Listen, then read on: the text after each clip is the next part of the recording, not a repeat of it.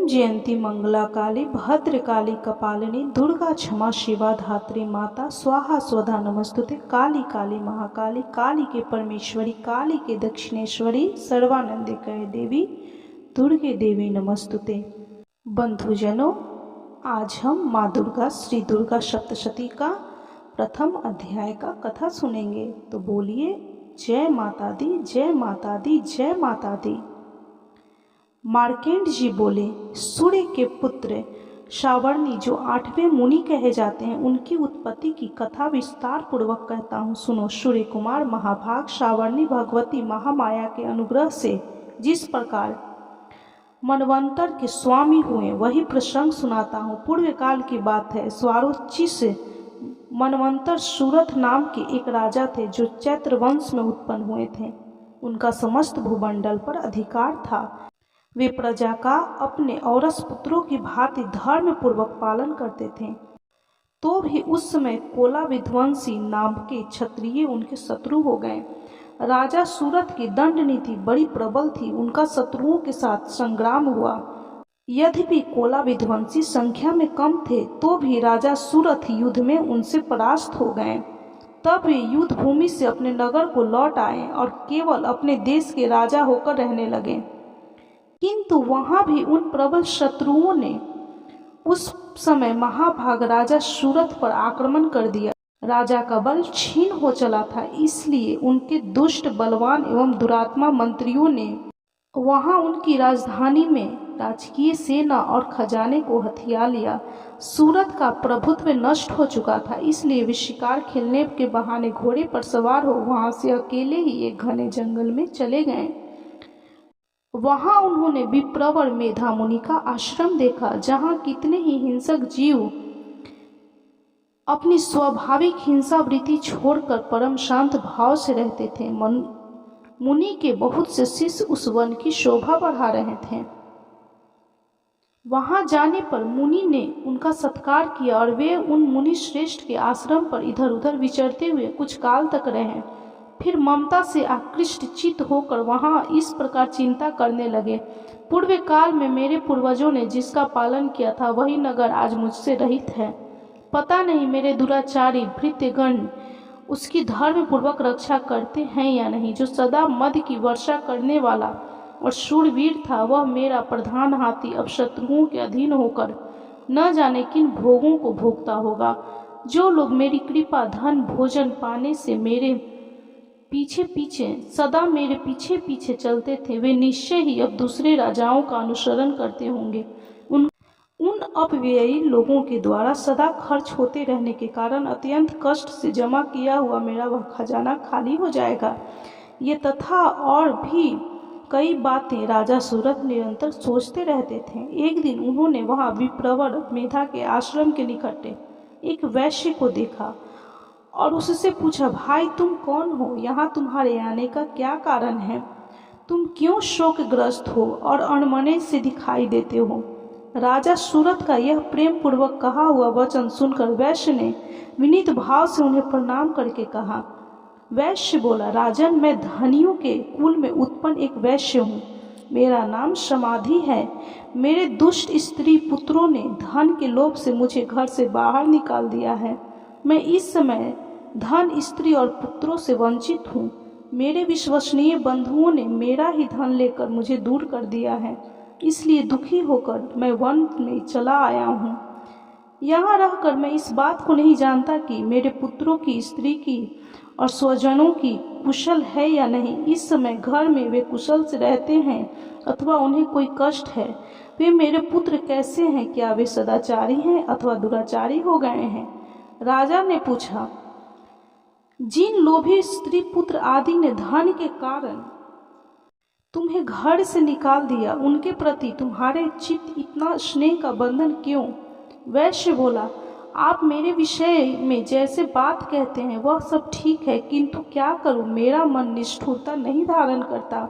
जिन्होंने धन के लोभ में पड़कर पिता के प्रति स्नेह, पति के प्रति प्रेम तथा आत्मीय जन के प्रति अनुराग को तिलांजलि दे दिया, मुझे घर से निकाल दिया, उन्हीं के प्रति मेरे हृदय में इतना स्नेह है। महामते, गुणहीन बंधुओं के प्रति भी जो मेरा चित्त इस प्रकार प्रेम मग्न हो रहा है, यह क्या है, इस बात को मैं जानकर भी नहीं जान पाता। उनके लिए मैं लंबी सांसें ले रहा हूँ और मेरा हृदय अत्यंत दुखित हो रहा है।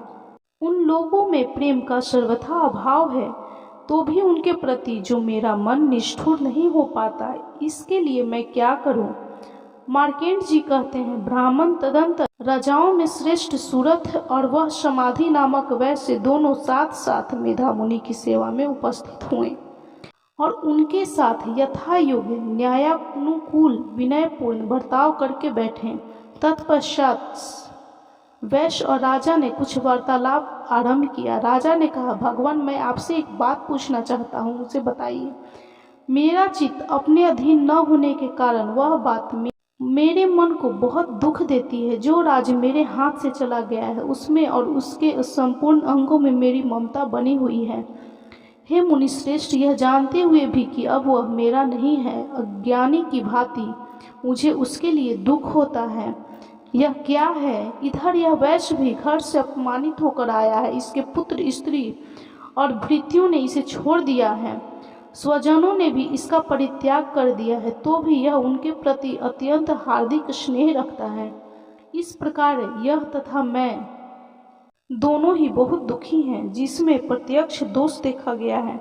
उस विषय के लिए भी हमारे मन में ममता जनित आकर्षण पैदा हो रहा है। महाभाग, हम दोनों समझदार हैं, तो भी हम में जो मोह पैदा हुआ है, यह क्या है? विवेक शून्य पुरुष की भांति मुझ में और इसमें भी यह मूढ़ता प्रत्यक्ष दिखाई देती है। ऋषि बोले, महाभाग, विषय मार्ग का ज्ञान सब जीवों को है, इसी प्रकार विषय भी सबके लिए अलग अलग है। कुछ प्राणी दिन में नहीं देखते और दूसरे रात में नहीं देखते, तथा कुछ जीव ऐसे हैं जो दिन और रात्रि में भी बराबर देखते हैं।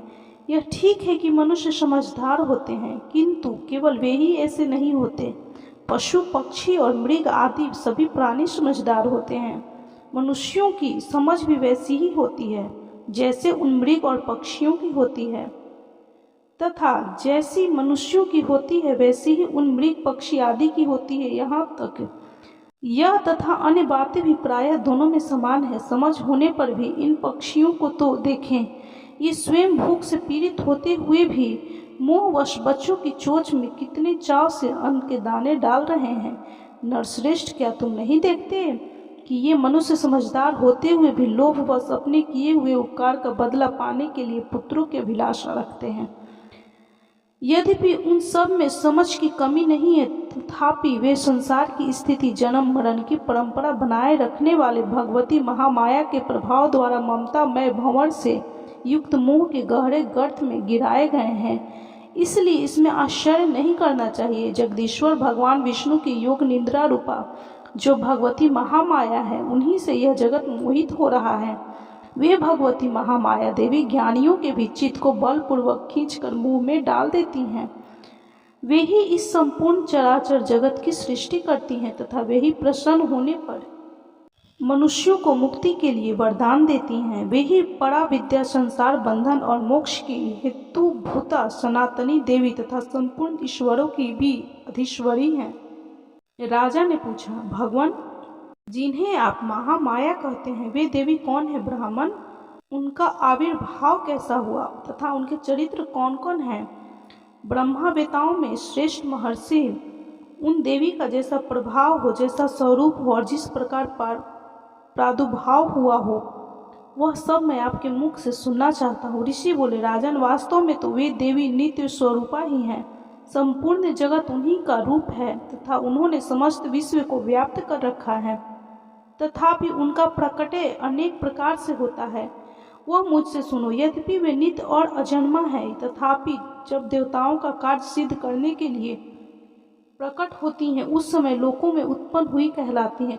कल्प के अंत में जब संपूर्ण जगत एकानर्व में निमग्न हो रहा था और सबके प्रभु भगवान श्री हरि विष्णु शेषनाग शैया बिछाकर योग निद्रा का आश्रय ले सो रहे थे, उस समय उनके कानों के मैल से दो भयंकर असुर उत्पन्न हुए, जो मधु और कैटभ के नाम से विख्यात थे।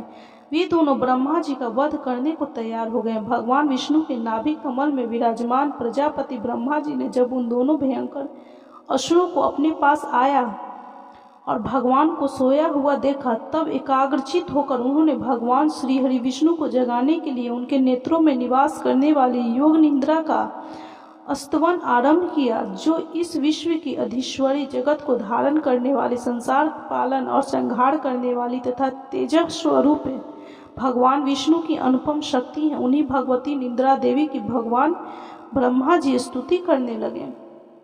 ब्रह्मा जी ने कहा, देवी तुम ही स्वाहा, तुम ही स्वधा, तुम ही वष्टकार हो, स्वर भी तुम्हारे ही स्वरूप है, तुम ही जीवनदायिनी सुधा हो। नित्य अक्षर प्रणव में अकार उकार मकार इन 3 मात्राओं रूप में तुम ही स्थित हो तथा इन 3 मात्राओं के अतिरिक्त जो बिंदु रूप नित्य अर्ध मात्रा है, जिसका विशेष रूप से उच्चारण नहीं किया जा सकता, वह भी तुम ही हो। देवी तुम ही संध्या सावित्री तथा परम जननी हो। देवी तुम ही इस विश्व ब्रह्मांड को धारण करती हो, तुमसे ही इस जगत की सृष्टि होती है, तुम ही से इसका पालन होता है और सदा तुम ही कल्प के अंत में सबको अपना ग्रास बना लेती हो। जगन्मयी देवी, इस जगत की उत्पत्ति के समय तुम सृष्टि रूपा हो, पालन काल में स्थिति रूपा हो तथा कल्पांत के समय संहार रूप धारण करने वाली हो।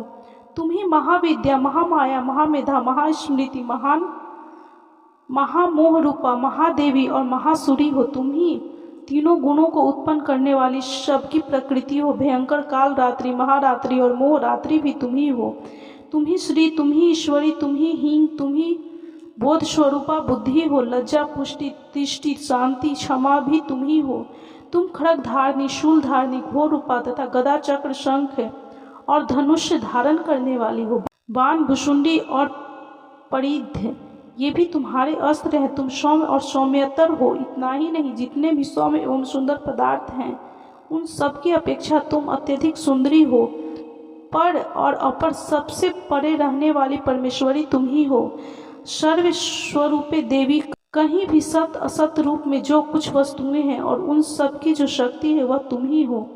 ऐसी अवस्था में तुम्हारी स्तुति क्या हो सकती है, जो इस जगत की सृष्टि, पालन और संहार करते हैं। उन भगवान को भी जब तुमने निद्रा के अधीन कर दिया है, तब तुम्हारी स्तुति करने में यहाँ कौन समर्थ हो सकता है। मुझको भगवान शंकर को तथा भगवान विष्णु को भी तुमने ही शरीर धारण कराया है, अतः तुम्हारी स्तुति करने की शक्ति किसमें है। देवी तुम तो अपने इस उदार प्रभाव से ही प्रशंसित हो। ये जो दोनों असुर मधु और कैटव है, इनको मुंह में डाल दो और जगदीश्वर भगवान श्री हरि विष्णु को शीघ्र ही जगा दो।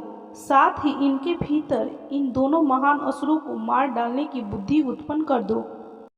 ऋषि कहते हैं, राजन, जब ब्रह्मा जी ने वहां मधु और कैटव को मारने के उद्देश्य से भगवान विष्णु को जगाने के लिए तमोगुण की अधिराष्ट्री देवी योग निद्रा की इस प्रकार स्तुति की, तब वे भगवान के नेत्र, मुख और नासिका, बाहु, हृदय और वक्ष स्थल से निकलकर अव्यक्त जन्मा ब्रह्मा जी की दृष्टि के समक्ष खड़ी हो गई। योग निद्रा से मुक्त होने पर जगत के स्वामी भगवान जनार्दन श्री हरि विष्णु उसे कार्णव्य के जल में शेषनाग की शैया से जाग उठे। फिर उन्होंने उन दोनों असुरों को देखा। वे दुरात्मा मधु और कैटव अत्यंत बलवान तथा पराक्रमी थे और क्रोध से लाल आंखें किए ब्रह्मा जी को खा जाने के लिए उद्योग कर रहे थे।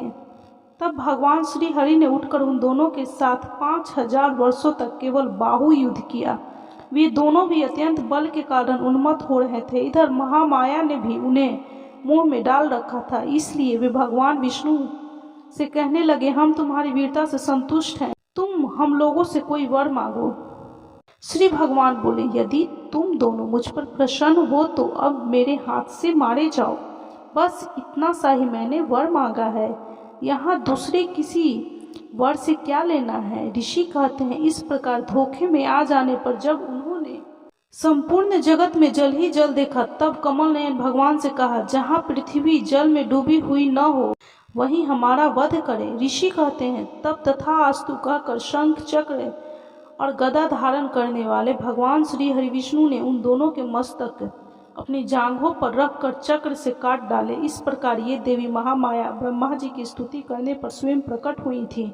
अब पुनः तुमसे उनके प्रभाव का वर्णन करता हूँ, सुनो। इस प्रकार श्री मार्कंड पुराण में सर्वानिक मनवंतर की कथा के अंतर्गत देवी महात्म्य के मधुकैटभ वध नामक पहला अध्याय पूरा हुआ। तो बोलिए ओम जयंती मंगला काली भद्रकाली कपालिनी दुर्गा क्षमा शिवा धात्री माता स्वाहा स्वधा नमस्तुते काली काली महाकाली काली के परमेश्वरी काली के दक्षिणेश्वरी सर्वानंदे कहे देवी दुर्गे देवी नमस्तुते। बंधुजनों, आपको श्री दुर्गा सप्तशती माँ दुर्गा श्री सप्तशती का यह पहला अध्याय कैसा लगा कमेंट जरूर करें। माँ दुर्गा आपकी सभी मनोकामनाओं की पूर्ति करेंगी। तो बोलिए जय माता दी जय माता दी जय माता दी। यदि वीडियो अच्छी लगी हो तो कृपया लाइक कीजिए, शेयर कीजिए और चैनल को सब्सक्राइब करना बिल्कुल भी ना भूलें।